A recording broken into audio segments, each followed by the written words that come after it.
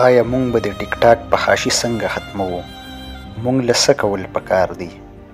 د ټولو نه لومړی کار دا دی چې مونږ په خپله هغه ویډیوګانې ونه ګورو چې بې حیایي پکې وي، ځکه د هر کلیک او ویو سره هغه نورو خلکو ته هم رسیږي.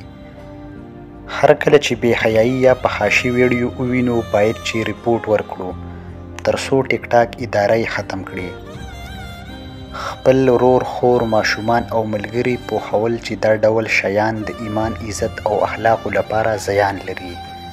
که موږ په ټیک ټاک کې د دیني نصیحتونو، شعرونو، ښه خبرو او مثبتو پیغامونو ویډیوز جوړ کړو نو خلک به ورو ورو د فحاشۍ په ځای مثبت اړخ ته راشي.